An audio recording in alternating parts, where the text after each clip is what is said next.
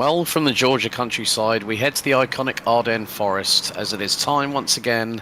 It is Thursday morning. It is Sportscar Association Americas action, powered by RDocs. And welcome along to the JP Broadcasting Network. My name's Alex Goldschmidt, and I'm rejoined by my good old partner in crime, Mr. James Parfitt. James, it's been a while, mate. You missed a cracker at Road Atlanta last week, but we've got a pretty big grid here at Spa-Francorchamps, haven't we? Yeah, we definitely have. I think this is going to be an exciting one. I am pleased to be back, by the way. Sorry for everybody that was wondering why I weren't here last week. I was at Santa Pod Raceway with my son on his drag bike, which started well, but didn't quite end well. But there we go. But no, I'm looking forward to this. We're going to have about 36 drivers if they all make, 34 drivers, sorry, if they all make it onto the grid ready to go. Should be a fun one. Who doesn't love Spa, right? Spa's a classic. I mean, it doesn't matter what you throw around there, whether it be single-seaters, GT4s, LMP3s. It doesn't matter. It just provides bloody good action, if you pardon the phrase there, folks. But yeah, it's a track that I've had the opportunity to visit as a spectator. It is huge. It's massive. But, more to the point, we've got so many drivers in the LMP3 class. Of course, the old Menegeo have been ruling the roost with Steve McDonald. He's got 3 for 3 so far. Aidan Young for WSR Butt Kicker Esports. He's won the last 2. So he won at Portimao, then won at Road Atlanta. So again, we're just going to see. I mean, looking at the lap times. I mean, it's dry at the moment. Air temperature is just under 20 degrees. Track temperature is just under 31. Which means we're going to have about a 15-second differential in terms of lap times between the two classes. Now, if anyone might remember what happened with Road Atlanta last week, just to refresh your memories, the closing rates were ridiculous, especially going from turn 7 to turn 10A. When we get down the Kemmel Straight, expect the unexpected, as in missiles in the form of LMP3 is coming up close to GT4 traffic that are going to be having their own battles, and unpredictability is the other word I'm going to throw into that one. Yeah, I think this is where the definition of making sure you don't make a boo-boo. I think for me, I've got to put it in simple terms, Alex, to be blatantly honest with you, because I think for me that run, once we start getting through traffic, it's going to be absolutely horrendous. It's the same through Blanchimont down into the bus stop as well. As soon as we start going down there, all hell's going to break loose. And I do wonder how they're going to cope with this. Now, don't get me wrong. None of these drivers are silly, and that shows in the strength of field, right? We've got 3.5K GT4, 4.3K for LMP3. We've got 8.2K rated drivers, 7.1 rated drivers, 7.6 G. 9K. Yeah, exactly. So this is the thing. They all know what they're doing. But mistakes happen, and sometimes they're not always on purpose or deliberate or anything like that, but they do happen, and let's just hope there's not that miscommunication where things do happen like that. Yeah, so just a reminder for those newcomers to Sportscar Association Americas. Firstly, big thank you to RDocs Setup Shop, where you can actually go to their Patreon link, which is in the description down below, as well as Purple Sector's driver training and coaching courses as well. Also a big thank you to Velo Motion, who literally came on board lastsecond.com for the opening round at Montreal back on April 3rd. The format is as follows. It's going to be a 10-minute qualifying session, 4 laps. It's a solo qualifying effort, so no one's going to get the slipstream advantage at all around this 7 kilometre 20-turn circuit. We then got the fuel limits. 45% fuel tank. Oh, code brown there for Zach Hebert. That was coming out of No Name. So, whoops, he's going to need to check his virtual underwear before he gets back in the cockpit. That's going to be a couple of words we might be mentioning quite a lot tonight, JP. Code brown, because once you lose it here at Spa, watch out for the walls. In the words of, it's more like the JPB version of George in the Jungle. Watch out for that wall. Yeah, I think rather than tree. That's the thing. They've just got to be mindful and careful. You know, they can't do anything silly. The LMP3s have got to be mindful of the fact that obviously when they come out of pit lane, all hell's going to break loose with the car. And we've seen the new hypercar model or LMP3 model, GTP model, LMP2 model. It's all a little bit sketchy over the first couple of laps. So they've got to make sure they are keeping it on the racetrack. If you're, how does the saying go? Is you can't win it on lap 1, but you can definitely lose it. Yes, that's true. So it's a 10-minute, 4-lap solo qualifying. 45% fuel limits for the LMP3s, 35% for GT4s, which will mean, folks, over the previous 3 rounds we have seen pit stops towards the latter half, maybe towards the last 8 to 10 minutes of each race. Realistic weather system? Well, we are in Belgium. All I'm going to say is watch out for the clouds above. On that case, I should know. I've been to Belgium enough times in my commentary career. So, instant limit, no limit. Instant penalties. Drive-through penalty at 13x. DQ of the driver at 25x. Now, qualifying scrutiny. Off, but actions by drivers are protestable, which can mean if there is something that's gone awry, something might be said. Let's put it that way. But, you know, at the end of the day, we know that there have been 3 races so far, 2 where points have been involved. So at the moment, we can't really give you the scores on the doors because I don't have any. James doesn't have any. So we will wait and hear from our good friends from SAA at some point when we will hear from them on that front. We did have GT3 Works Mercedes driver join us last time out at Road Atlanta, Daniel Morad, who unfortunately got a drive-through penalty right at the last second. He was P3, drive-through penalty, smack bang in the pit lane, and he ended up last out of the people that finished, which does go to show, folks, that it can happen. Now, Dallas Cran, I've seen, hasn't joined the qualifying session in GT4s. He's running in the number 4 car. Ryan O'Connor says 2 protests in all 3 rounds, 1 penalty point given out. Now, that just goes to show the quality, the standard that this series has provided since April 3rd. And we're now in week 4 out of 10, so the remainder of the calendar. Suzuka next week, then we got Laguna Seca on May 8th. Yours and my favourite track on the 15th of May, Autodromo José Carlos Pache, Interlagos. Then we go to the Nürburgring Grand Prix circuit, May 22nd. Belle Isle, Detroit Grand Prix, May 29th. And then Mid-Ohio to conclude this season on June 5th. So we are still waiting for those first couple of laps to come in. So in total, we have 34 drivers on this grid for tonight. A big showing, which means Spa is a favourite for everybody, JP, isn't it? Yeah, it definitely is. What we can actually do as well, I do have the standings for currently as they are right now. Now, obviously, while they're going around in qualifying, they've got 6 minutes to go. We can have a look at the GT4s and the LMP3s, both driver and team standards, because they are in and ready to go. So there we go. Right, okay. Well, GT4, that is Aidan Young, who is actually leading the way. Garrett Maines and Christian Muniz rounds out the top 3. So Aidan Young, the only one to hit triple digits so far. Gregory Hoverson and then Kobe all rounds out the top 5. Michael Terrafino and Gabriel Gutierrez ran out the top 7 ahead of Roy Brown, Dean Kerr, Adam Brockway, Ayrton Williams, Andy Page, Cheng Zong, Joseph Maley, Jerome Berthiaume, Adam Ostrich, Arnaud Genest, and Peter Moller rounding out the 18 that have scored so far in GT4s. And then we've got the LMP3 side of things when it comes to the drivers. So Stephen McDonald, well, he's away and clear.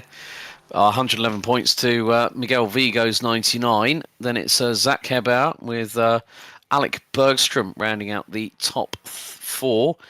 Michael Diaz, Mobin Khan, Eric Nickens, Flo Dahms, Jeff Fleischman, and Scott Angelo round out the top 10 ahead of Max Muir, Zachary Deyers, David Duino, who you were having a little bit of a chinwag with in the Discord earlier on. Oh, he's my boy. He's my boy. Yeah, there you go. He's already told me that he's not going to be qualifying. So for David Duino, he's not going to be qualifying. There you go. I've made the colour black there, mate. Might make it a little bit easier. That will make my eyes not squint so much to try and look at Yeah, apologies for the that. multicoloured black background of Spa. Daniel Murad, who joined us last time, he's taken points. Andrew Chorostecki, Ivan Perez, JP Alfonso, and Sean Symes yet to be on the boards. Then we have a look at the team standings. So first of all, I think have we got it? Is it overall? GT4s, yep. Okay, GT4s, Double Delta Dino Nuggets for life. Like that comment in the YouTube. So Satellite Racing on 164 ahead of Team Beef on 127, Eternal Racing 124, Moradis M Squad DNR 110, WSR Esports Butt Kicker 108. That's the top 5 ahead of Solpec Precision Racing Gold, Wigan Water Technologies, Apex Racing Academy, SART by MC, and then Ace Motorsports rounding out your top 10 in the GT4 team standings. Then we go to LMP3. And then it's Old Men of Geo, 210 points, the combination of McDonald and Vigo. Then we've got Satellite Racing, Solpec Precision Racing Blue, Moradis M Squad, Oceana Coffee, and Echelon SimSport LMP3. That is your top 6. So we now have 3 minutes and 20 still to go at the minute in timed qualifying here at Spa-Francorchamps. Stephen McDonald just puts in his second lap and goes to within 0.11 of his teammate Miguel Vigo. So there is Stephen coming through at La Source on the way down to Au Rouge et Radiant. So really going to be good to see what speeds we are travelling at. Well, Miguel Vigo at his last lap was at 165 miles an hour. Aidan Young clocked 152 miles an hour in his Mercedes-AMG GT4. Adam Brockway nearly 153 miles an hour. Jerome Berthiaume in the 217, he's gone north of 153 miles an hour. So we could see speeds anywhere up to 100, I would say probably 155 at a push under slipstream for GT4s. And maybe for LMP3s, we could be touching a ton 70, JP. Yeah, I think that's for some of the top speeds that we're going to be looking at. I think I think under draft we might be a little bit further up, but we'll have to see how these guys get on at the moment. Obviously, solo qualifying don't really get the draft, so you know, well, they don't get any draft. So we're going to find out how fast they can go. I think it might be a little bit higher up, but we'll see how they get on.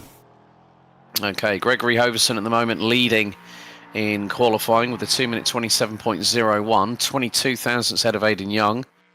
Arnaud Jeunesse running out the top 3, covered by a further 0.2 of a second. Then then it's Garrett Mains who's like literally next to another 0.22 behind. Christian Muniz rounds out the top 5. Ayrton Williams makes his return in the 25 sister Aston Martin from Satellite Racing. He goes P7 and jumps into pit lane. Of course, this is a very long lap here, so you might not be able to get the full 4 laps in. Adam Ostrich running at the top 15, covered by what is it? That is 2 seconds, effectively. Then LMP3, the split between 1st to 13th. Miguel Vigo, the fastest, 2 minutes 11.432. So that is nearly 15.6 seconds faster than our pole sitter in GT4. Maximilian Muir goes up into P8 ahead of Flo Dams and Eric Nickens, who rounds out the top 10, covered by 1.33 seconds. 2.4 seconds covers the top 13. Barry Sessoms, that's strange. Barry Sessoms, the 505 who joined us last week. Where is he at the moment? 2 minute 28.860. That is going to put him around about 15th in GT4 because he's, for some reason, the service decided to throw him into LMP3s. He's not going to be as quick as them. Mobin Khan straight on at La Source, I'm afraid, and bang straight into the barriers. That's not going to help his qualifying session any further. No, it definitely isn't going to help his qualifying session any further there. I'm going to have a look at why Sessoms is in completely different class rather than where he should be. That's a little bit bizarre, but I will resurrect that one right now. Thank you very much, my good man. I think we had the same thing last week, but the session has timed out. So, grid has Well, Miguel Vigo has definitely put the cat amongst the proverbial pigeons. 2 minutes 11.216 puts him on overall pole. He's got Miranda's M Squad's Alec Bergstrom alongside him on the front row. Stephen McDonald and Mobin Khan ran out row 2. Mobin Khan, don't do that, locking up into turn 1, please. Zach Hebauer and Michael Diaz rounds out your top 3 rows, ahead of Flo Dams and Zachary Deus, with Maximilian Muir and Eric Nickens completing the top 10 in LMP3. Jeff Fleischmann and Andrew Chorostecki complete the top 6 rows, ahead of Scott Angelo and David Duino, who round out the top 7 rows there. And then next up, Gregory Hoverson will be leading the way in the GT4 class, ahead of Aidan Young. So they're on the front row for that class. Arnold Janest and Garrett Mains round out row 2, ahead of Christian Moniz and Adam Brockway. Ayrton Williams and Cheng Zong round out row 4, ahead of Kobe Ull and Michael Terrafino, who complete the top 10 in GT4s. Then we've got Gabriel Gutierrez, Dean Kerr, Joseph Maley, Peter Moller, Barry Sessoms, Adam Ostrich, Jerome Berthiaume, Roy Brown, and Andy Page, with Dallas Cran not having taken part in qualifying. So we have a bumper grid here of LMP3s and GT4s. So Stephen McDonald is the current championship leader in the LMP3 side of things. Thank you very much for reminding me of someone whose name I should not mention. So we have got 34 cars in total, 33 cars actually in total on this grid. Arnold Janess has decided to pop out for a moment, but he's popped back in. I thought he was nearly going to have a comfort break there, JP. But luckily enough, he got back on time. But yeah, this is... So the Porsche pace car is going to take us through Cours Paul Frère into Blanchimont. And then they're going to let them loose from the chicane into La Source. This is going to be quite an interesting one, because the start-finish line will actually be down the hill as opposed to starting on the traditional pit straight.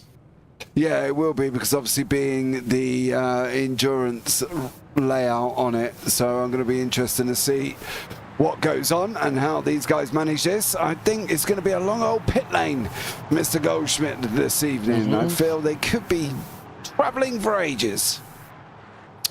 Yes, indeed. Yes, indeed. So, round 4 out of 10. We are in the iconic Ardennes forests. Air temperature 19.7 degrees. Track temperature 33.3. It's a long lap here. So, just under 4.4 miles, 20 turns. And this circuit has been in use for quite a few years, but the most recent iteration from 2022. So they are going to keep this pace until we get to the other side of La Source. Well, they're actually going to let them go now, it looks like, because the red lights are on, lights are out, and we're green here at Spa. Bergstrom high, wide and handsome to the outside at La Source on Vigo, who keeps the tight line to the wall on the inside of La Source, but Stephen McDonald has got Zach Hebauer not too far behind him. He's just got past Mobin Khan. Well, they're pretty much wheel to wheel down the hill like Alonso and Webber a few years ago in Formula 1. And Hebauer might make the move stick. Bergstrom in the slipstream of Vigo down the Kemmel Straight for the first time. As the Maradnas M Squad car pulls to the outside, it's going to be side by side between Hebauer and Diaz. And now Stephen McDonald's going to make it 3 wide down the Kemmel Straight into Les Gommes. He's going to have the inside line. But is Vigo going to keep the advantage? Not quite, but there's a spin. And that was Khan and Bergstrom. Chaos in the LMP3. It's caused chaos, absolute chaos. And the GT4s have only just been released. And Gregory Hoverson ahead of Aidan Young. So now this is going to be the case where they've got to be very, very mindful coming up over the crest of Radiant. And now it's down the Kemmel Straight, pushing the throttle to the floor in 6th gear. And Alec Bergstrom, Michael Diaz and Jeff Fleischmann are the 3 casualties that have ended up as part of the Skittles demonstration that we've just seen in the bowling alley at Les Gommes. But nice and neat from the GT4s so far. Genest is not... Oh, and that was one of the Porsches going off. I think that might have been Arnaud Genest in the 312. Yep, that is the case. He has dropped down a couple of positions, so... He's running about 5th or 6th at the moment. Garrett Mains looks to be up into 3rd place. And he's got behind him, I think that might be Adam Brockway in the number 42 car. So 11 of the 14 cars. So let's have a look. So we see the 3 wide moment at the front. So there is Mobin Khan. Oh, and that Diaz. That's Diaz that went straight into the back of him. Spun around Bergstrom. The two... Oh! It was like Bergstrom was being used as a Knight Rider turbo boost ramp there by one of the Solpec cars, and that was Michael Diaz. Yeah, he went straight over the top of him to Diaz. He caused it himself, and unfortunately, he didn't get away with it scot-free for Diaz, so he's going to have to try and keep going back through the field.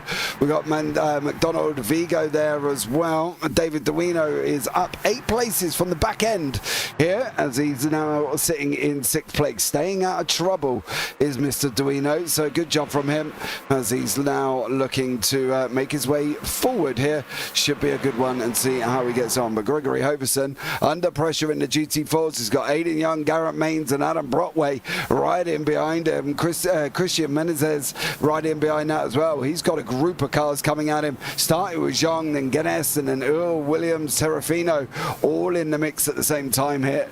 This could be very, very interesting here. I'm going to be finding it very, very thrilling to see how these guys get on. Yeah, a little bit earlier on, Dean Kerr did have a bit of a Code Brown moment and actually dropped towards the back end of the field. 19 out of 19 GT4 cars. Peter Moller and Roy Brown have just been swapping places like musical chairs. Brown up 5 spots from 19th on the grid, and he's ahead of Moller, who's now been passed by Berthiaume, so changes afoot down at the bottom end of the field, and it looks like Alec Bergstrom will not take any further participation. That's a real shame for the man who was the unwilling participant, as Arnaud Genest going wheel to wheel with the Eternal Racing Mercedes of Chang Zhong into Lecom and gets the move done, but gets a little bit of a love tap from behind.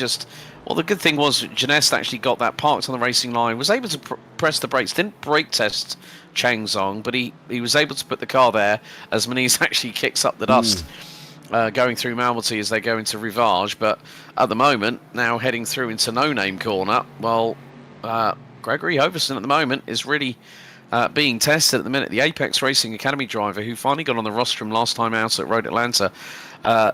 This time, he is really, I mean, if anyone might remember, well, you and I certainly do, Montreal, first round of the season, he had the worst rotten luck of anybody. Stayed out, had a 20-second lead in wet conditions that got worse and worse, then got so many off track cuts that he ended up getting thrown off the penalty with a massive post-race pen in its own right. But now in the dry here at Spa, he's just keeping the car exactly where he needs to. But obviously the Apex Racing Academy, part of the Apex Racing team squad, who are one of the biggest names within the iRacing special events, along with a lot of the other teams such as Redline, Williams Esports, etc. Someone like Gregory Hoverson you would expect to be fighting the front, and for the first few minutes of this race, five and a bit minutes, he's kept that lead at the moment, even though he only qualified in first place. He qualified, I think it was qualified in pole in the class, so he's kept that position at the moment. But Aidan Young is not giving this up. No, he's not giving it up whatsoever here for Gregory Hoverson. Aidan Young right in behind, Garrett Mains right in behind that at the same time, coming into La Source for multiple times now. What are we, lap 3 for these guys? So it's going to be interesting to see how they develop and see what the battle situation is. In the LMP3s, we've got Scott Angelo with Eric Nickens and Maximilian Muir in behind them, and of course Flo Darms in front of them. I think Flo was one of the guys that got caught up at the beginning, but the interesting thing is this situation here. It's a Stephen McDonald, Miguel Vigo, Omenagio 1-2 in LMP3. It does make you sit back and wonder whether or not they're actually going to fight here, or has Vigo already been on the chat and gone, dude, go, let's get away. Yeah, but I think probably if we get later on towards the end of the season and Miguel's got a chance of going for it, there will be discussion between him and Stephen saying, Stephen, I know you want this title, I know you want it badly, But just to think, you make one wrong move and I'll be there quicker than you can say the word bungee cord. That's the thing. And Vigo has just gone in with the fastest lap of the race, 2 minutes 11.503. Now, Vigo was rapid in qualifying, absolutely rapid. He even bettered McDonald, who started on the inside of row number 2. So it just goes to show that some drivers will have that little bit more of a pace advantage on a track that they're feeling more comfortable with. And Miguel's raced here quite a few times, quite a few hundred times thereof here at Spa-Francorchamps. So now you can see he's in the window, he's in the slipstream. And this is where there could be a possible change for the lead. Miguel sticks his nose out. Stephen decides to defend on the racing line. Miguel just stuck the nose out as if to say, just don't forget I'm here, buddy. But look who's closing in the background, Zach Hebert, at this moment. He's just on a 2 minute 12.2. Now look at the pace between Vigo and McDonald, and then you look at Hebert. Hebert is 7/10 off, and he's the closest driver to them at the moment. So the pace that we're seeing from these drivers at the minute is absolutely ruthless. Like literally, they are dropping Zach Hebert very, very quickly indeed as they go through into the double left at Pouhon. Yeah, it is here. I've also just realised, Andy, you are right. This is the bike layout, and that's why No Name is not there. If you've just looked back and seen some of the guys go through the cones on the racetrack, now normally, Andy, you don't ever see this layout generally taking shape at Spa, but they have actually taken the bike layout, which is why No Name is not there, and the start is before La Source. So it's quite an interesting layout as well. Something that I didn't pick up on. Maybe Alex did. Oh, hold on a minute.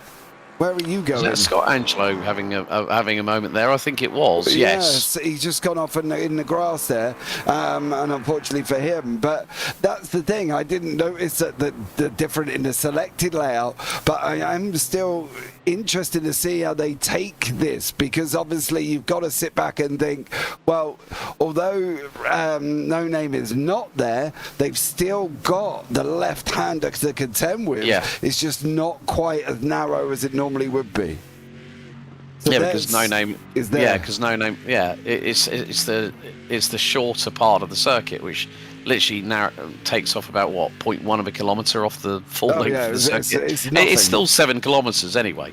So yeah, we could argue until we're blue in the face, but we're not going to do that. I mean, yeah, I didn't know that there was a bike layout variation. It was only until I was like thinking, why are we starting there then? Yeah. So, yeah, it caught me out as well by surprise. But the good thing was we had a fairly clean start until Lecombe, and then LMP3s thought, yeah, let's play 10-pin bowling tonight, shall we? Yeah. Unfortunately, it doesn't look like it was... I've got a funny feeling it wasn't anybody else's fault, but I believe there was a tap from Mobin Khan, I think it might have been, on who went into Bergstrom, but I think Khan got a tap as well. It was Diaz. It was Diaz that caused the chain reaction, I think. I think he might have been side by side by possibly Flo Dams or something like that, because Flo was running a little bit higher. I mean, it might have been Max Muir. So you know, it wasn't Max Muir that made the mistake, but here it is from this view here. I think that was definitely Michael Diaz, and then like literally it just causes all kinds of madness. So Jeff Fleischmann out of the race, Alec Bergstrom out of the race, Michael Diaz. Oh, hang on, is that? Oh, that's Jeff Fleischmann coming out. So Bergstrom and Diaz have both decided to call time on the race, and that's a real shame, because if they had actually been able to do something about coming out of the pits very, very quickly, they were. Michael Diaz was in the pits for 6 minutes and 13 seconds. Alec Bergstrom 2.25 minutes. Dean Kerr is the first casualty, unfortunately, the number 84. He is not coming out after 2 laps. We're on lap 5 for the GT4s, lap 6 for the LMP3s, and well, very shortly, all I'm going to say is GT4s, you need eyeballs in the back of your head. They're coming at them. It's not going to be long. The back end's going to get caught very, very quickly here. I think Adam Osterich is going to be probably one of the first men to get caught. There they are in the background. All I hear is Jaws at this moment in time with the whole dun dun dun. I actually we're both on the same wavelength. Yeah, and that was the thing. You could just see them coming at them. That's the problem. Stephen McDonald is now there, and this is the moment where we're going to find out what McDonald's really made of. Is he going to be able to make this through without any problems at all? Which way is he going to go? He's going to go around the outside here. He's going to have the inside. Don't you dude! Oops. It's official. James Parfitt has had a miniature heart attack, courtesy of Stephen McDonald. Bro, I think I've just had kittens. I think literally I've just had a litter there because I thought he was just the... No, off round the outside. Settle down, settle down. The LMP3s are coming in like absolute banshees here. Why Ostrich and Barry Sessoms are trying to have their own battle. They've also got to contend with that going on in around them. Yep.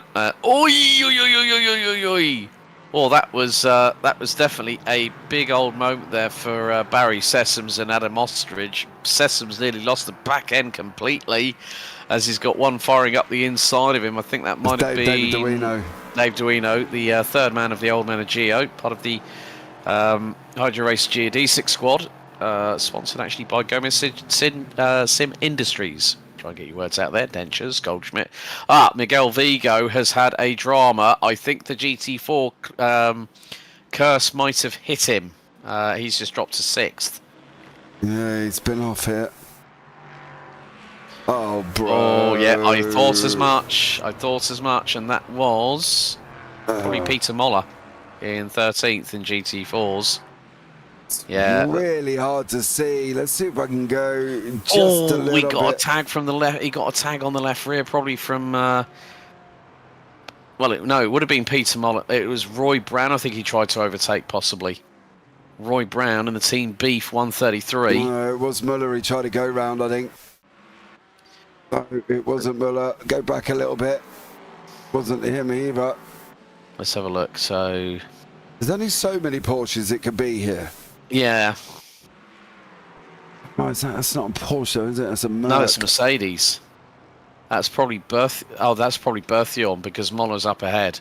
It's really hard though if that is Berthiaume, but I think Berthiaume. Yeah. And then Andy Page comes along and tags the left rear of Miguel Vigo. Mobin Khan has just put in the new fastest lap of the race, a 2 minute 11.429, which pretty much was on the same par as what Miguel Vigo did in qualifying earlier on.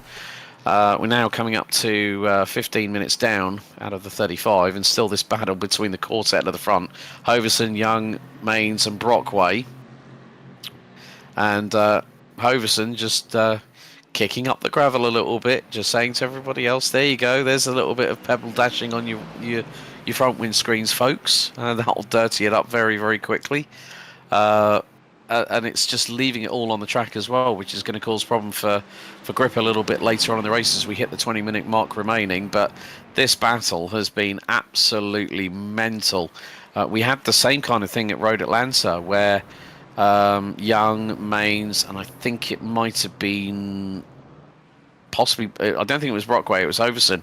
And it was actually Young versus Mains, and they had a proper good old ding-dong. Like, literally, you could not separate them for toffee. Yeah, I think that's where this kind of racing lends itself to, though, isn't it? With the GT4, the LMP3s, you know, we've got Zach Kuber in pit lane, we've got Arnaud Ganes in pit lane at the same time. Both of these guys are in pit lane. There's a lot more coming in. Darms is in, Nickens is in, Kuber has gone in. So we're going to find out how much longer these guys are going to be able to go up front. David Duino finds himself up into third, 11 places, but he has got Mobin Khan locked in behind him, so Duino does need to be a little bit careful as we go in onto that Camel straight here. Is he going to look at making a move? Surely he is. He's going to try and go round the... I think Duino, if you give up that inside, you might be in trouble here, Alex, but Mobin Khan round the outside. Yeah, Mobin Khan, or one of the drivers that got caught out with the multi-car incident we saw on lap 1. He's just threaded the eye of the needle. They swap paint, and that shoves Duino wide. Coming out of the second half of Lecom, and Here comes the resurging Miguel Vigo, his teammate in the number 62. So there's probably been some side impact damage picked up by the pair of them. I mean, Mobin Khan was not exactly very reluctant to leave too much room, and he just robustly went, yeah, elbows out, son, and off you go. Yeah. And that's exactly what happened. He's just going to try and pass Gabriel Gutierrez, which is now going to mean the three-way exchange, and that's going to allow both Old Men of Geo cars to get through. So both Duino and Vigo get past, courtesy of Gabriel Gutierrez in the 420 McLaren, effectively getting in the way. And now you're going to see this is where things are going to get more ruthless by these three LMP3 cars, because leading this train now is not Christian Muniz, it's now Cheng Zong from Eternal Racing, and that is going to mean that here we go. It's now game on through Curb Paul Frere into Blanchimont at over 150 miles an hour. And now they're really going to try and fire the needle through. They do so at about 158 miles an hour. Khan on the offensive, looking towards the outside into the bus stop. But Duino and Vigo still keep it line astern and keep it nice in terms of formation. So they are still keeping the satellite racing car at bay. Michael Terrafino in the number 94 Team Beef Mercedes has just entered pit lane. So we are seeing, I think it's now 7 of the LMP3 cars that have still yet to pit as we go down the hill from La Source into Eau Rouge et Radiant, 5th gear, 140 miles an hour. Where is Mikel going to shift up to 6th gear? It won't be until the top of the hill once they go through Radiant. So 155, 156. So now he shifts up to 6th gear, 159. 160, and he's got Mobin Khan right on his rear diffuser.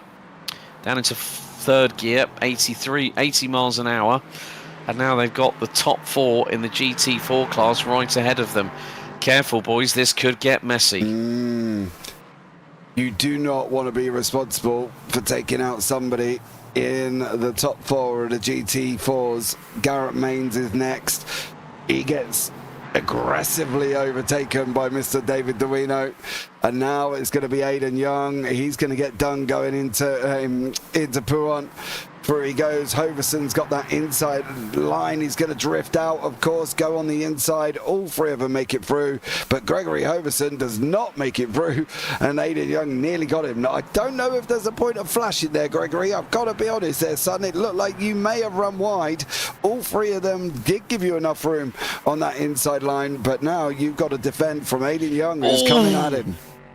Did you see the tank slapper that Hoverson just had in front of Aidan Young? And that is Max Muir just going through in the number 11 car, I believe, for Solpec Precision Racing Blue. He just went through like an absolute whirling banshee. So, yeah, Hoverson nearly lost that lead just about 10 seconds ago. The back end was looser. Well, I don't really want to say what I want to say because it's not really actually a PC. But let's just say it was looser than a slack string on a yo-yo, let's say. Oh dear, I know where you could have gone with that. I know you know. I do know, yes, I know where you could have gone, and you didn't go there. I'm so proud of you, Mr. Goldschmidt, for not putting yourself into that questionable position of saying something that you wanted to say, but you knew full well you just couldn't do it.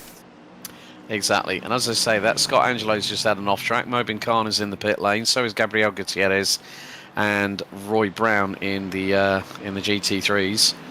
So yeah, I mean, there's so many different ways that you could politically correctly say that term, like saying, but there is a change now. Miguel Vigo gets through on David Duino for P3, so the change has happened between the old men of Geo. It's like an unelasticated, it's slacker than an unelasticated bungee cord. Is another one that I could probably throw in there as a politically correct term for what I was going to say. See, there's so many different ways you do so much better than me, because there is not one thing that's not politically correct that I can't think of. Give me something that's politically correct, you forget about it. I can't think of one sat here right now. I've got to be honest. So, you know, fair play on that one. And we'll pick up on what David Duino's going to do with Miguel Vigo. Of course, none of these have pitted as of yet. As have the top half, literally the top 10 of the GT4s. None of them are pitted either. Oh, Zach Hebert just threading the eye of the needle in the Echelon LMP3 car. He's just got through on the top two, and I thought I saw a little wobble, you know, the waggle from the rear end of Hoverson's Mercedes, tail wagging the dog, so to speak. And then Aidan Young kicks up the gravel with the right rear. That's allowing Garrett Mains to close in. Adam Brockway, I think, is actually playing the best strategy at the moment out of the top four, because he is trying to keep as clear a path as possible, as running wide coming out of Stavelot is Aidan Young. So now they've got Scott Angelo. Now this is Scott's actually best performance so far this season. Eric Nickens has gone off track somewhere on circuit, probably a little bit further back, maybe towards Campus and Stavelot. But now the top three have got the LMP3 of Scott Angelo from the Maradna squad closing in. So this is where we're going to see. Is this Eric Nickens is off? Is it? Yeah. Watch the GT4 in front. Oh. Hoverson, Young and Mains are in pit lane, but Eric Nickens and Ayrton Williams have just had some form of dramas. I have no words for that. That's all I'm going to say. On that note, moving swiftly on, there we go. Williams, the problem he's got is not the fact that he's just made a mistake there, Alex. It's the fact that Williams made the mistake going into the corner. If we have a look on board, you'll watch Williams break mid-corner, and unfortunately that brings this LMP3 right into it. So there's one, and then all of a sudden he's still on him, and then Nickens has just got nowhere to go. I think Nickens was expecting him to run and let go and travel through the corner. So I don't know if I can really blame Nickens on that one, because it did look like Williams was a little bit longer on the brake than I think Nickens expected. That's why I just said I have no words on that one, because I didn't really know how to interpret it, to be honest with you, especially after the scuffles we had on lap one at Le Combe, you know, which is one of the most ballistic incidents I've seen.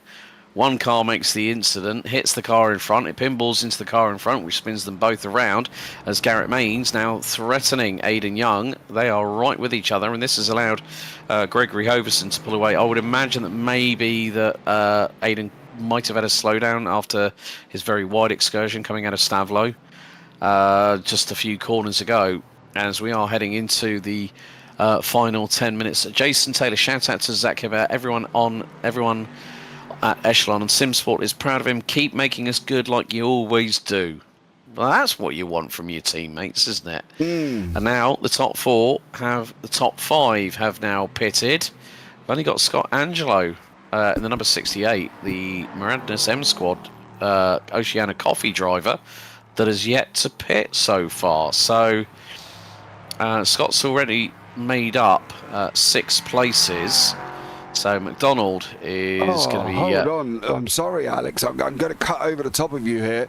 If Hubert has just got where I think he's going to get to, this is possibly Hubert managing to take 3rd place, possibly going to get 2nd place. Zachary Juice there. Hubert went in early. He went in on lap 7. They're going to run through side by side. Hubert does make it through. Jason Taylor, if you see him, give him a smack on the back there, son, because he's up 3 places and just Zach Hubert into 2nd place now, and he's got Stephen McDonald well, a little bit further up the road, but for Hubert's early stop on lap 7, he has managed to jump pretty much half of that grid. Miguel Vigo, Zachary Deuce, David Duino, Flo Dams and Mobin Carney got them all within that sort of pit stop cycle, and has managed to move himself into 2nd place. Great job from Zach Hubert there. And also one of the best moves of the night. Now, when do you see it? Very often that you see 2 cars go side by side into Eau Rouge et Radiant, and then the one round the outside makes the move complete by the top of the hill, and that man is Zach Hebert. He's done an absolutely fantastic job.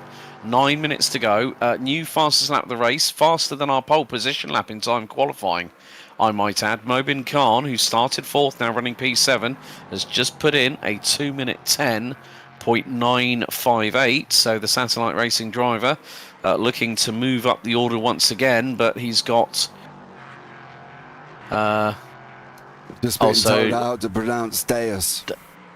Deus. Juice is not juice, it's Deus. Thank you, Arcus. Deus, yeah. There you go, son. Thank you very much for that one. So there we go. Let's jump down in GT4s with Colby Earl and Chen Zhong, with Terrafino in this battle as well, leading the front of the queue. Yeah, the lesser spotted cow camouflage livery there on Michael Terrafino's car, ahead of the two Eternal Racing teammates. So...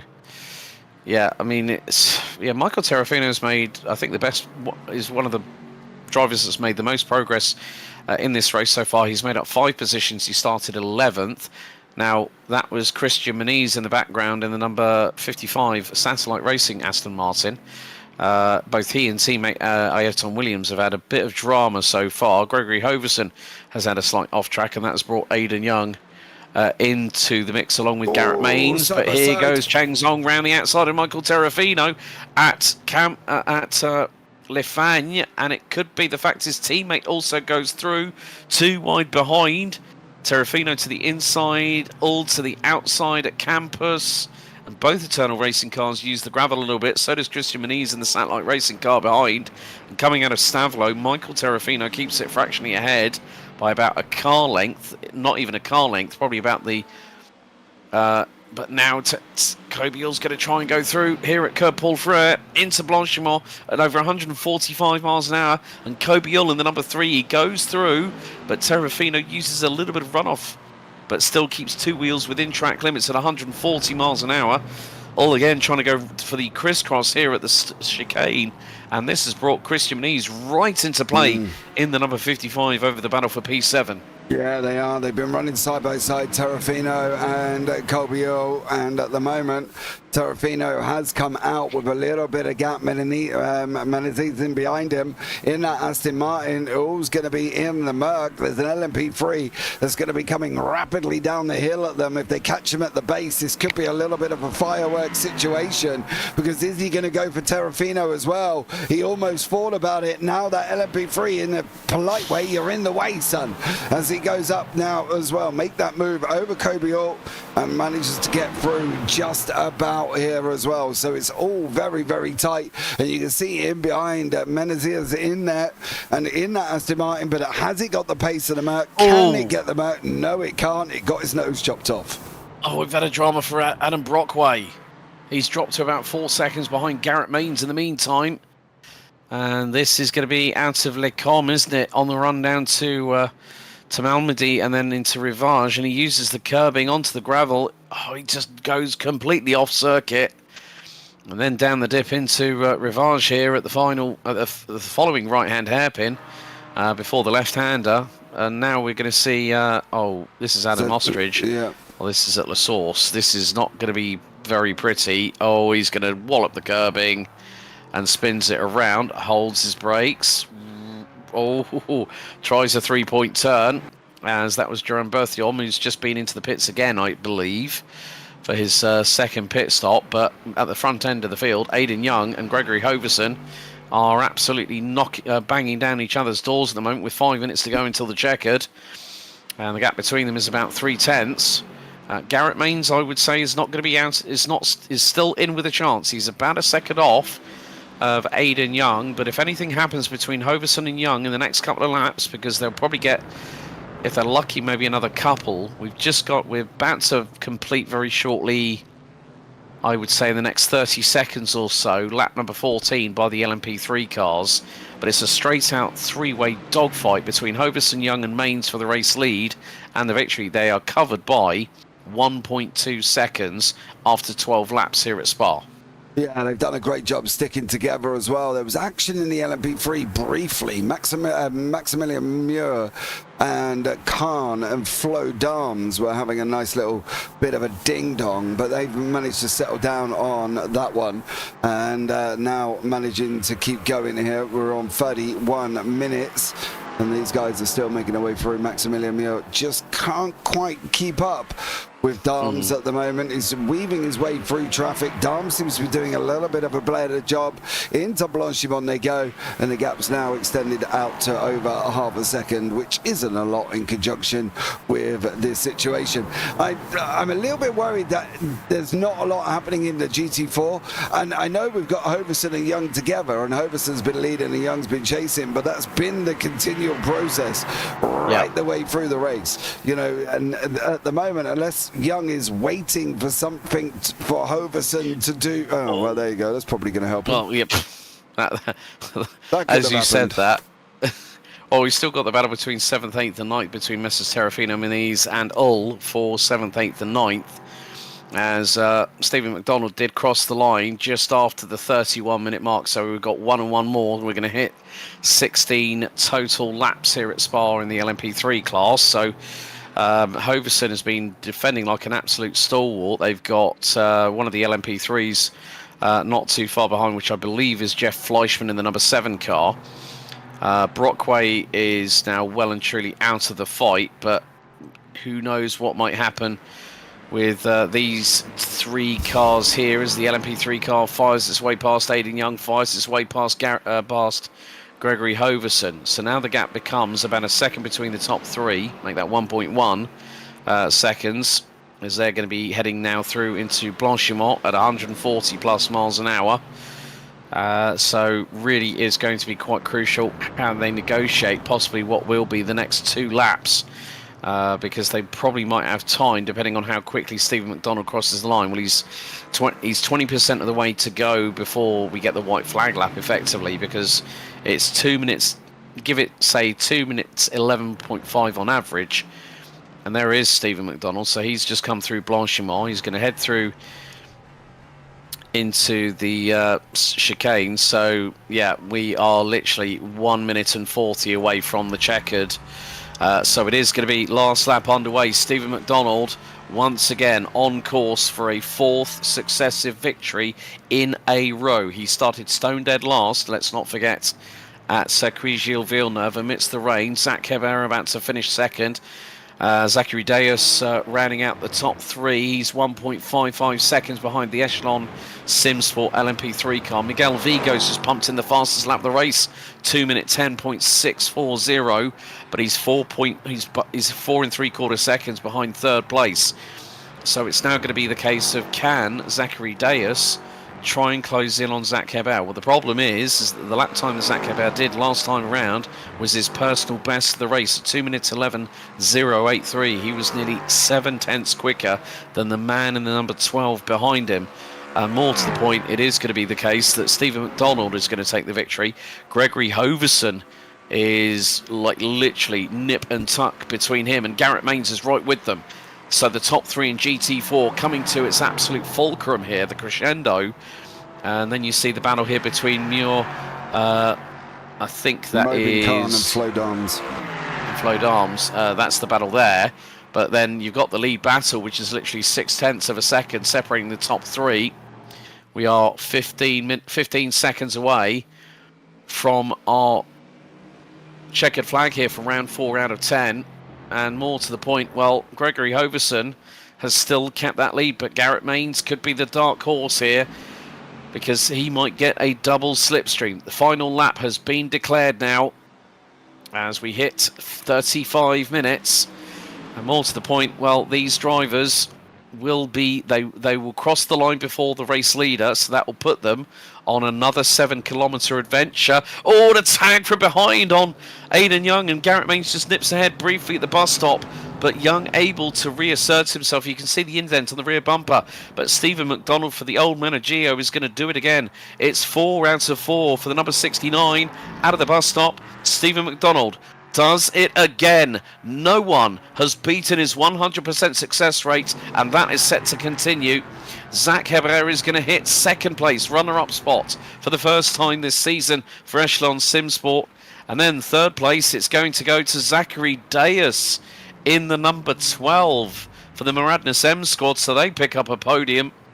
But more to the point, the big thing we need to concentrate on now is that 0.8 of a battle, 0.8 of a second battle between Hoverson, Mains and Young. They still have this lap to complete. It was always going to be very, very close, but McDonald just didn't quite get there enough. So these three, I'm sure, are loving this. They're like, yes, we get to go again. But it's not, yes, you get to go again. It's Hoverson going, please leave me alone. Maynard's going, hey, I'm coming after you. And Young's there going, oi, don't pump me out the way, son.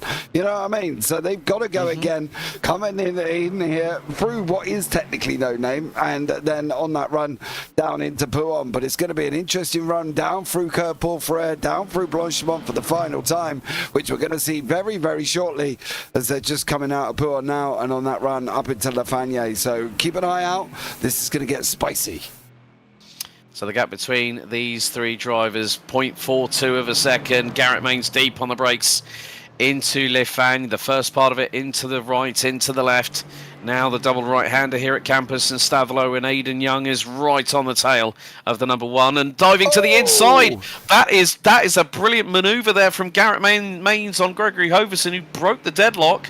Hoverson flashing the lights. I mean, it was a clean move. He hit him. He hit him. Oh, so it was a bit of a bump and run there. I think it was a bump and run from Mains. Okay, well, Hoverson is now right in his slipstream as we head through into Blanchimont. Hoverson dives to the outside. Mains covers it off at 140 plus miles an hour.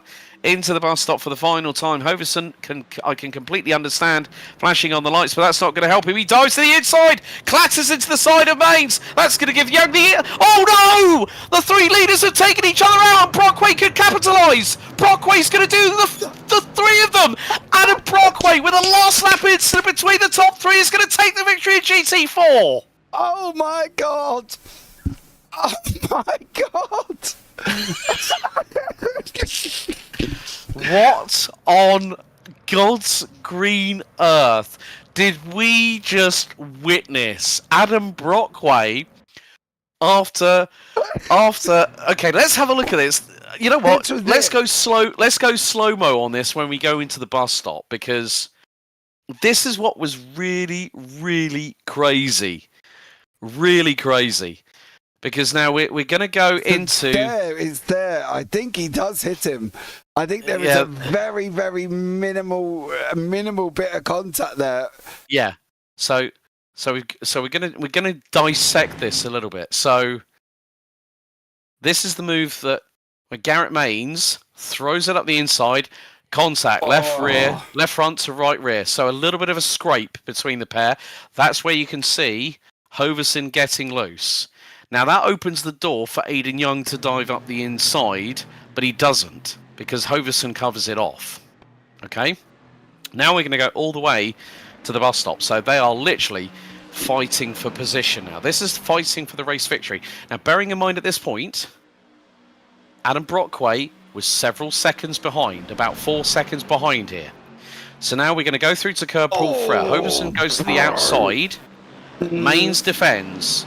Now we go into the braking zone, into the bus stop. Now, Hoverson dives. It's a proper dive bomb from here. Look how far back he is. He's not going to let go of that brake pedal. And then what happens here? Mains turns in. Bang. There's the first bit of contact. And then you're going to see the aftermath of it as well, because Hoverson loses the back end. It spits him into the right front of Mains. Then there's a secondary impact. And look what happens to Aidan Young. He's caught in the crossfire. Aidan Young caught out in the crossfire.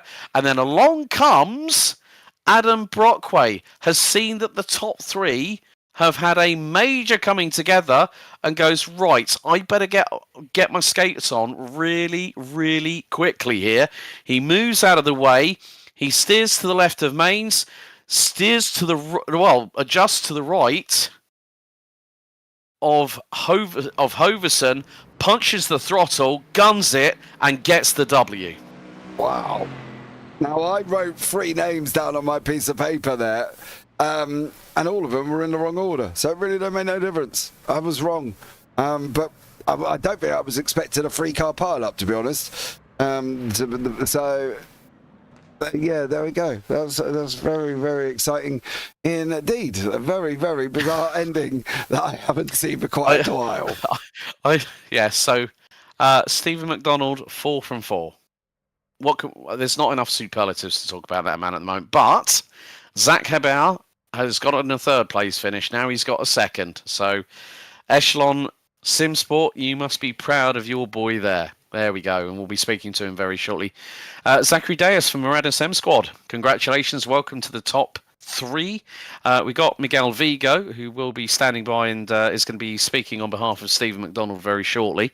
Rounds out the top 4. David Duino didn't put a lap in qualifying, but he still gained 9 places to finish P5 ahead of Flo Darms and Maximilian Muir. Miguel Vigo gets the fastest lap of the race, 2 minute 10.596. Mobin Khan, let's just say, on the receiving end of a unfortunate incident going into Le Mans, finishes ahead of Eric Nickens and Scott Angelo. Andrew Chorostecki and Jeff Fleischman were the people that last really were classified, and that Alec Bergstrom and Michael Diaz were out very quickly. Adam Brockway winning by 2.5 seconds in the most chaotic GT4 final corner I have ever witnessed.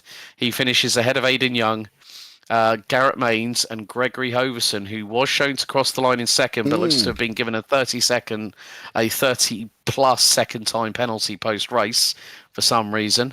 Well, it's not for some reason. That's a slowdown or the fact he crossed the bus stop. Well, there we go. Okay, well, that explains. Ryan says, I'm not even sure how we will steward that. Ryan, one phrase. Where there's a will, there's a way. Easy for me, mate. No further action. NFA. Well, yeah, saves your job. Yeah, well, there we go.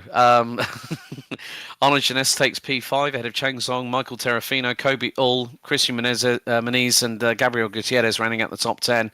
Ayrton Williams, Peter Moller, Roy Brown, Jerome Berthiaume, Adam Ostrich, Andy Page and Barry Sessoms rounding out the 17 out of 19 starters. Joseph Maley retired on lap 4 and Dean Kerr on lap number 2. Well, you know what? Let's bring in we'll start with our LMP3 drivers. So let's first of all bring in Miguel Vigo from the Almena Geo.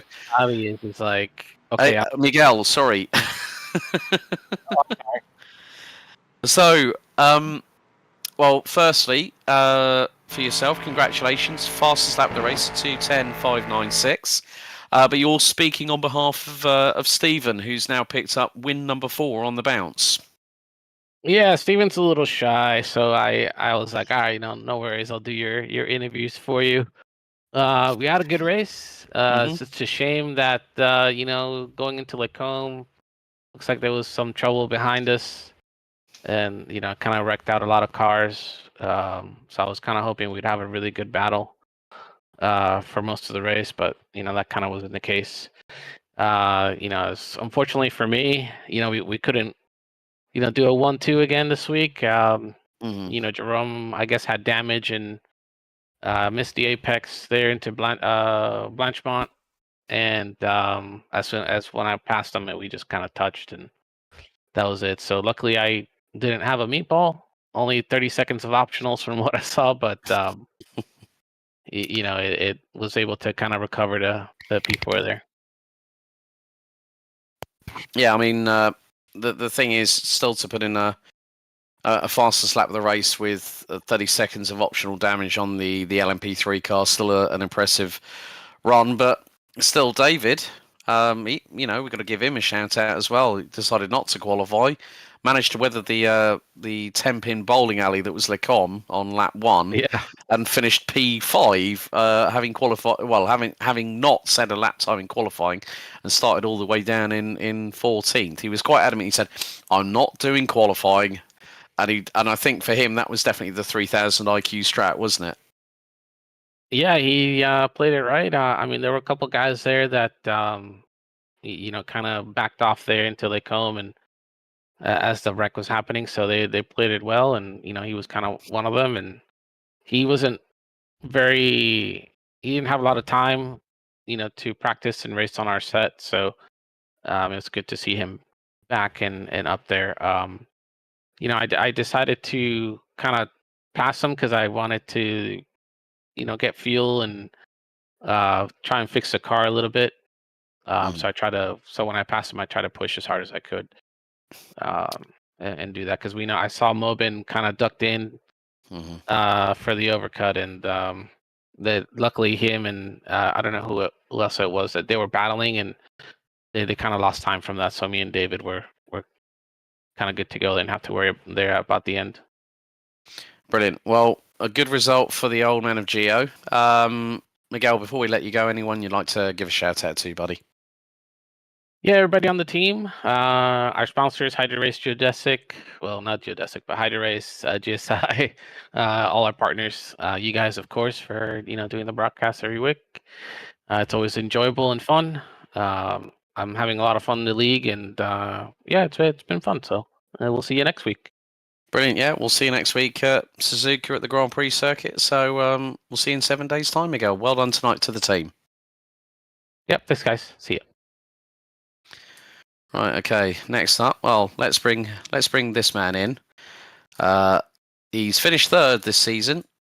If I can, right. You know what? Mouse click problems at the moment. There we go.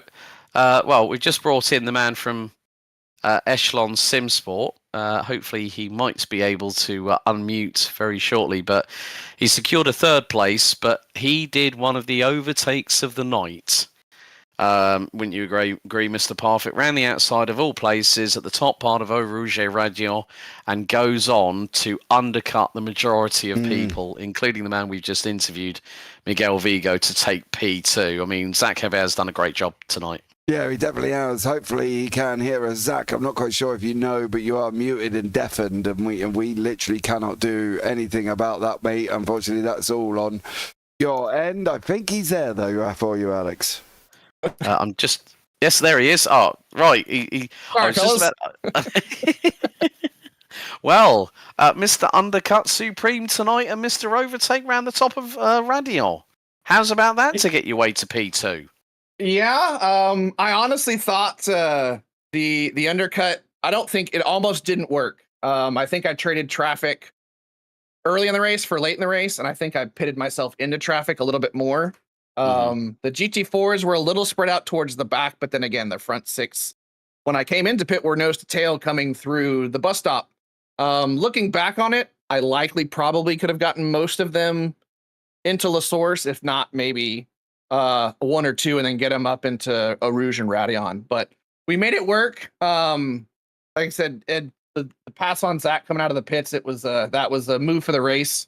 That again, I had done it once before, and I've done it a couple other times with fairly decent success, and we pulled it out. So happy with the P2. The lap one calamity going into Lacombe was jaw dropping to say the least for myself. But I saw Mobin's nose and just tried to avoid that, and then I saw in my rearview mirror that I thought Alec was a little closer to me than he was. But yeah, I mean, I'll take the benefit from other people's mistakes, and I'll happily take the P2. Well, that means you've only got one step to go, and that's on victory lane, my friend. Yeah, I think I'll need to unlock a little bit more pace for the rest of the season to see if I can topple Steven, because Steven seems to be in an entirely different league compared to everybody. But I mean, I'll give it my best shot and see what we can do. Well, Zach, thank you so much for talking to us in the post-race interview show. Anyone you want to give a shout out to before we let you go today, buddy? Just another shout out to Echelon for giving me the opportunity to partake in these series and represent the team.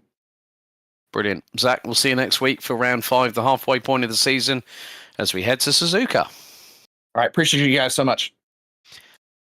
All right. Big thanks to Zach about that. P2 for Echelon Simsport with Zachary Deos running out the top 3. I think we need to bring in one of the people that, the person that really, I think, lost out big time because he'd kept out of harm's way and just got collected, James, which is Aidan Young. Aidan, what could we say? The most dramatic GT4 ending I think I've ever seen to a race, and we saw the dive from Gregory on Garrett, and then obviously you got caught up in the crossfire because you tried to keep out of harm's way. it's a bit deflating for yourself, isn't it? When you've kept out of harm's way, you get caught up in the crossfire, and you end up P3 at the end of it all. Well, I mean, I guess it's just like real life racing. I race clean the entire race, and then I get repaid by getting in an incident in the final turn when I shouldn't even be in that space anyway.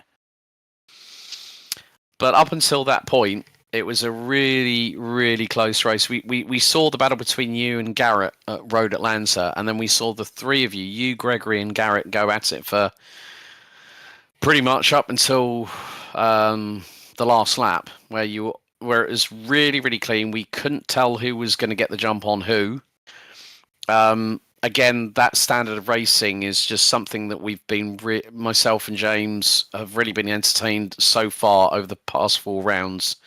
And that continues. I mean, obviously, that last lap incident being not included in that. But that just goes to show that the quality of people that, say, okay, right, we're going to fight clean. That's how it should be on a racetrack, shouldn't it?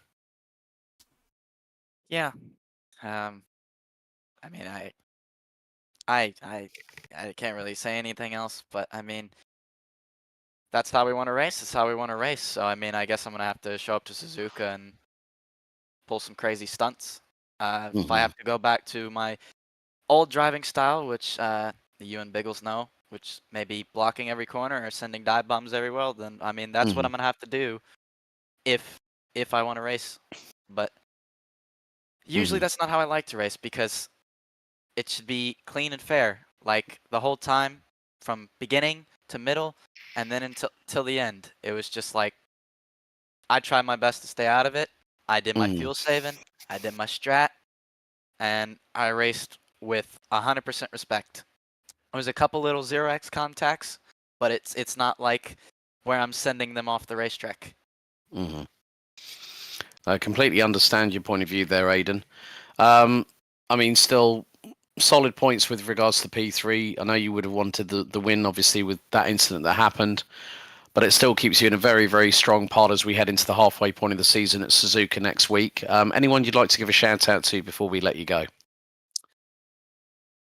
Yeah, I like to thank my WSR Esports crew for continuing to improve me and then help me with my media skills for the interviews, and get more comfortable in the GT car categories, as I'm still learning these cars. Our sponsors, Abruzzi, Next Level Racing, Knight Rider Designs, and MB Cinematography. I mean, it's thanks to them that I still managed to come out today with a P2. Exactly. Well, Aidan, thanks for your time, and we'll see you back ready to fight it all over again at Suzuka next week for round 5. Yep. See you guys next week. So big thank you there to Aidan. We've got one more interview. Can I just say that Garrett, sorry, you're live on air. My bad. I have streamer mode on. Don't worry. I still remember the first time we tried to interview, and I was told, don't forget about Garrett. We've just had a chat with Aidan about that last corner incident. I want to hear it from your perspective, because we haven't spoken to Aidan, but it was an unfortunate incident on the last lap of the race. I mean, you guys had crossed the line before Stephen took the checkered, and you guys had, for I think it was about 6.8 kilometers out of 7, like a really, really clean battle, and then everything just went a bit all over the place. Can you tell us what happened from your perspective? Because you got through on Gregory, I think, going into campus, and it was the slightest bit of rub, I think it was like a 0x possibly, and you got through. He started flashing the lights, and then he dived up the inside of you into the bus stop. Can you just tell us what happened from your perspective on that? Well, I'll back it up even further, because I've had a conversation with Gregory on this, and he was upset that I moved Aidan out of the way, which, to clarify, Aidan got backed up dramatically into the final chicane, and I was not wanting to get by Aidan that way, but in that moment, like, he had damage from the incident, and if we wanted to stay in the fight, you got to just continue on. We didn't want to lose the draft to Gregory there, and Aidan was respectful about it and like allowed us to at least get there. You know, he still had a chance at the end of the race. You know, it wasn't intentional, but he also knew he got backed up, and I just didn't read it that it was occurring, and I knew it was happening to me throughout the rest of the lap, and I was just trying to set up the right time to, you know, put myself in a position to not get used up, because I knew Gregory was desperate. I mean, he took extremely low fuel to get out in front of everybody, and then was running out, so he was, you know, lifting super early and slowing up the corners, just trying to check up the field behind him and you know, cause some chaos, cause a battle behind him. And you know, we get to whatever turn that is, where I made the dive on him. He backed it up about 50 feet. That was a jump scare for me. I wasn't really aware that he was slowing down because he didn't hit the brakes. He just lifted, and I was right behind him.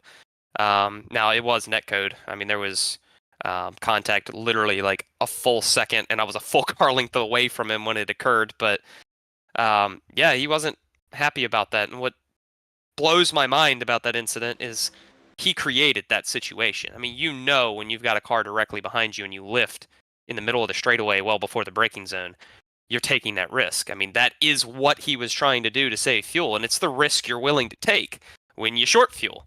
But, you know, crying foul and just going into the final corner and DQing himself and ending my race, ending Aiden's race, where we had a really clean battle, that's unacceptable in my mind. Just really uncalled for, and unfortunately, his excuse is not valid to me. So it's unfortunate. You know, we've had some run-ins in the past, and I chalked it up to racing. You know, I didn't really feel like I could have done anything different. I felt like I was getting roughed up, but racing deal. And that right there in the last corner, that's not a racing deal. Yeah, no, I mean, at the end of the day, it's always good to hear the opinions of other drivers from their respective points of view, you know, because there's only so much that myself and James see with regards to the footage that we provide to the folks at home. But amidst all the carnage and the chaos in that last corner incident, Mr. Brockway, who was actually, I have to say, he did a solid race as well. I mean, he was keeping behind you guys for quite a time. But then he had a bit of a faux pas. I think it was going through Malmedy into Rivage, and he went completely off track and lost about 4 seconds. But it does go to show how competitive this GT4 class is in this series, isn't it? Oh, absolutely. And, you know, props to Adam for hanging in there and, you know, escaping the carnage at the end. It just seemed like he took a little bit more fuel than us on the pit stop and really had to fight to stay back with us, because Gregory was putting down some heaters when we came out of the pits trying to like build the gap, and Aiden and I were just barely hanging on to the draft. So, you know, with Adam not being there to get that, we kind of just, you know, broke away a little bit, and we didn't really get to battle until the last lap, so we didn't exactly have time to recover. But yeah, you know, it sucks to end that way. I felt like Aiden really deserved an opportunity there. He was definitely faster than me. Just I was trying to play my cards right. I ended up making a mistake that ended up putting me in contention, but you know, it is what it is. I finished probably where I deserved, just I don't feel like the way it should have gone down. Exactly. I completely understand that, Garrett, from your perspective. Thanks very much for taking the time to give us your point of view and talk about it honestly and openly. But before we let you go, anyone you want to give a shout out after tonight? Yeah, absolutely. Got to give a huge shout out to Wing and Water Technologies for all their support. Was really hoping to get the first win for them tonight in this series, but we'll have to wait till the next week to try again. Also, big thank you to Scott at MCU Body and Linux for their support. Brilliant, Garrett. Thank you so much for your time, buddy. We'll see you at the halfway point of the season as we head to Suzuka next week. I appreciate it. Thank you.